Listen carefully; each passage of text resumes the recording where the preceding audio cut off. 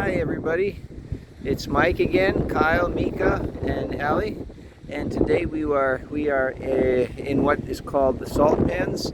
I've done a video from here before, but not recently and not since I really started documenting and uploading a lot, so since I became more active. So I thought I'd show you a quick view of this. I'm going to take a few more shots so you can see what I mean about salt pans, but this is an ancient way of collecting salt, drying it, and selling it. I'm going to do a quick 360 here so you can see that is the village of Zebuch at the top of the hill. Zebuch in Maltese is olives, so it's the village of olives. There's a lot of really interesting trenches and cuttings in the stone, which some are not that old. I mean, we're talking maybe 100, 150 years old, but some are really strange and kind of hard to explain. So that's the lighthouse right in front of me here. We are at the, excuse me, absolute northern point of the island, and therefore as a hazard for ships. The northern point of the archipelago of Malta is right here. So out there is where all the traffic goes in the northern Mediterranean, and that's why the lighthouse is there. And as usual, Mika staying close, Kyle patrolling the perimeter of the area. Actually, he's not. I'm just trying to give him some credit. He's just goofy, playing, running around, and you know, finding new stuff to get into. So as I was saying, these are what we call the salt pan areas, and you can see in the distance, I can try to zoom in. The problem is I can't see very much with the light. It's shallow pans that fill with salt water. It dries, and the people collect the salt and sell it. It's still used to this day, and that's fine. The interesting thing is that, for example, there's these trenches here, which basically seem to go nowhere, or at least go into places that make no other sense. You can see the man-made walls around that were put up here to make some kind of a basin, but then the basin goes nowhere. And you can see this huge basin here.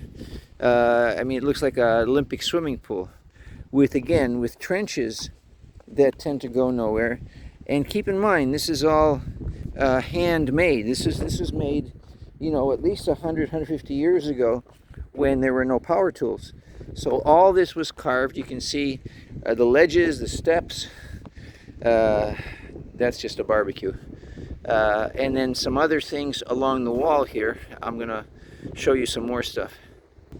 Unfortunately, the terrain is so rough, as you can see. I really cannot walk and video at the same time, and I apologize for that. But you can see this maze of trenches, and you know, some do make sense. For example, some will empty into a basin, but other ones just it's just a dead end. And what I'm puzzled about, and maybe somebody out there is an archaeologist, is considering how much manual labor it would take to dig in this stone, in this limestone, which is hard limestone.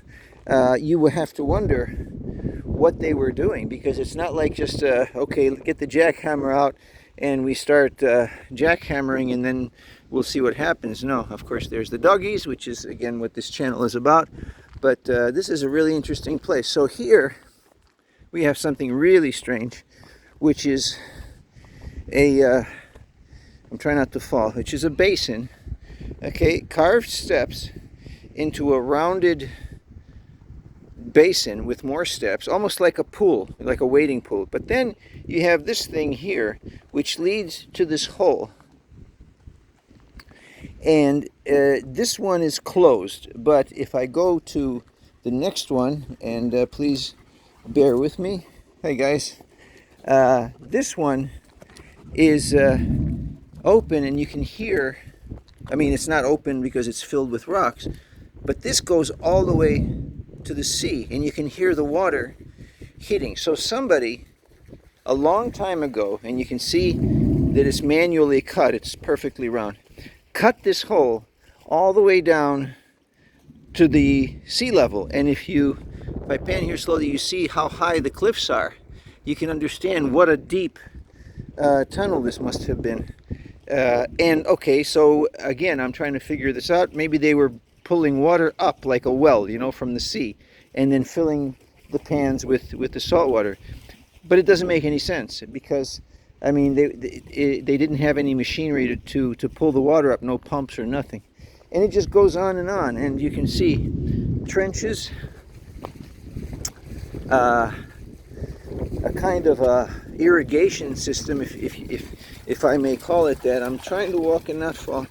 You can see the dog's having a great time in the in the unused salt pans. And a better view, as you can see, goes all the way around. So again, I try to do more than just doggy stuff on this, as far as just to show you a little bit about our island. And it just seems very strange. There's more stuff, for example, here of trenches that, again, why would someone manually dig a trench that goes from up here, and as you can follow it down all the way to basically nowhere, and eventually just off the edge of the cliff.